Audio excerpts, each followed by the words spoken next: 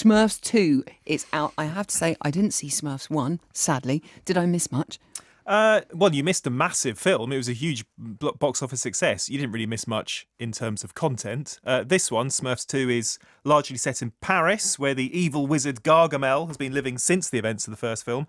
He's become a bit of a celebrity with his magic tricks, but realises that his powers are running out, Zoe, and he needs some more Smurf-essence. Now, do you know how to get hold of Smurf-essence? Do you put them in a little jar and keep them overnight? Or you steam them well, lightly? What he decides to do is kidnap Katy Perry, or at least What? Smurfette, as voiced by Katy Perry. This is a clip from Smurfs 2. Just a few more bubbles. How's that? Oh, sweet Smurf in heaven, what have you eaten? It's okay. Every time a Smurf toots, someone smiles.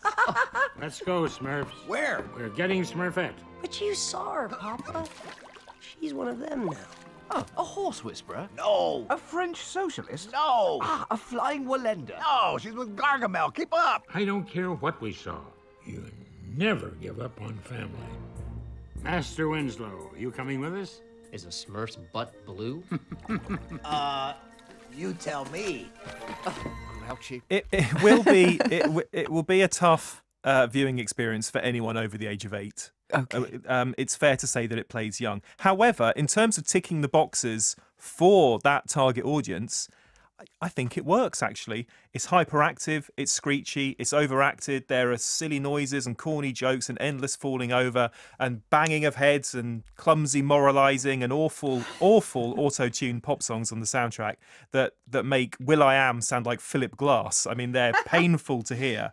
And because it's mainly set in Paris, there's the people eating snails and accordion music, and the Eiffel Tower seems to be in every shot, and there are croissants and stripy tops. If I claimed I was in the slightest bit interested in what was going on, I would be lying. It is directed by Raja Gosnell. I think we can call him an auteur. He made Big Mama's House and Scooby-Doo and Beverly Hills Chihuahua.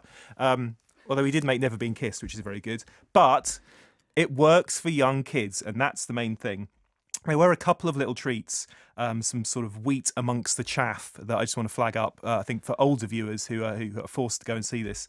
Brendan Gleeson is in it. Brilliant. Who, for the large part of the film, for reasons far too complicated to explain, is playing a duck. And he's a joy. He's probably made better films in his time.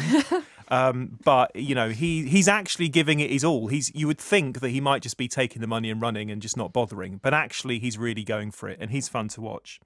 And Hank Azaria as Gargamel. I mean, anybody who's a fan of The Simpsons knows that Hank Azaria can just morph into hundreds of different characters.